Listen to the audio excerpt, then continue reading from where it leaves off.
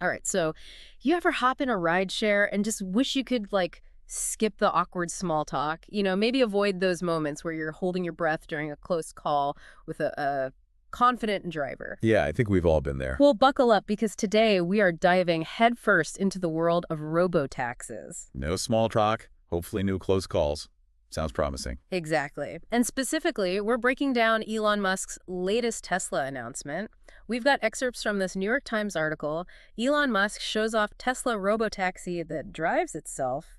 Catchy title, right? But let's see if the reality lives up to the hype. I mean, you've got to hand it to the guy. Musk doesn't think small. He's not talking about incremental improvements to cars. He's promising a full-blown transportation revolution.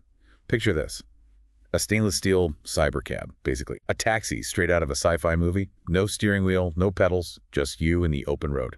Okay, I'm already getting some Minority Report vibes here, and I am not mad about it. But Musk actually put some dates and dollar signs on the stream this time, right? Oh yeah, he did. He's claiming a $30,000 price tag, which in the world of electric vehicles is pretty ambitious to begin with. Yeah. And get this, he says they'll be on the market by 2027 with full self-driving capability. So we're talking like your car becomes your personal chauffeur, picks up the groceries, navigates rush hour traffic, maybe even learns to parallel park better than, well, let's just say better than most people I know. That's the vision, but you might want to hold on to your horses before you ditch your driving lessons. Yeah, I was just thinking, didn't Musk promise us 1 million robotaxis by 2020? What happened there? Well, it seems like even Wall Street's starting to feel a little bit of that promised versus delivered gap.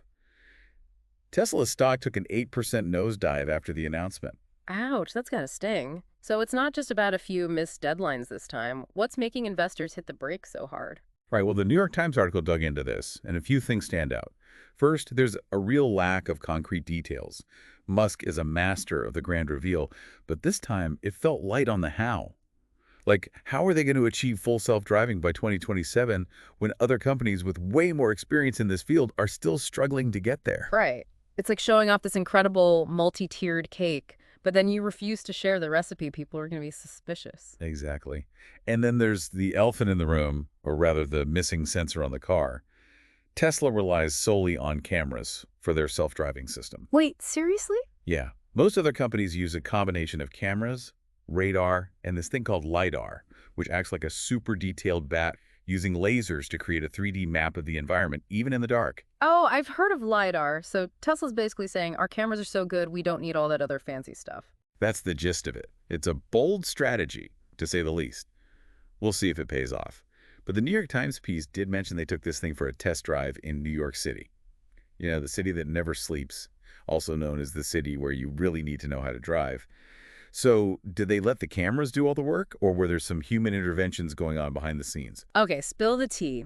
How did it handle the mean streets of New York? It's a mixed bag, honestly. The article describes moments where the car's navigating the chaos with surprising accuracy merging in heavy traffic, making those split-second lane changes, even handling those assertive New York pedestrians who seem to view crosswalks as mere suggestions. Wow, so maybe it can parallel park better than my uncle, after all. But you said mixed bag. What went wrong? Well, let's just say there were definitely a few, oh no, did that just happen, moments. Like, the article mentions the car straight up running a red light. Wait, what? Seriously? Yeah. Thankfully, it didn't hit anything. But then it gets even hairier. Apparently, the car almost plowed right into a police car. Yeah, a human driver had to slam on the brakes at the last second. Okay, I bet those officers had some thoughts about the future of self-driving cars after that close call. I can only imagine the conversation. But it brings up a really important point that the article digs into, which is this whole thing isn't just about cool tech anymore. You know, it's about public safety. It's about trust. And when we see these stories about Tesla's current autopilot system getting into accidents and facing investigations, it definitely makes you think twice. Yeah, for sure. Those situations make the whole robots are better drivers than humans argument a little hard to swallow. So if Tesla's got all these challenges, what about everyone else? The robotaxi playing field is getting pretty crowded these days. You're telling me it's like everyone and their brother-in-law has a self-driving car company now. Right. The New York Times piece mentioned Waymo, Cruise, even Amazon seems to be dipping their toes in the autonomous vehicle pool. It's wild. You've got these established tech giants going head-to-head with ambitious startups, and they've all got different strategies. Take Waymo, for example. They've been laser-focused on this for years, racking up millions of miles in real-world testing. Oh, yeah, they're the ones with those driverless taxis in Phoenix and San Francisco, right? Yep, those are the ones.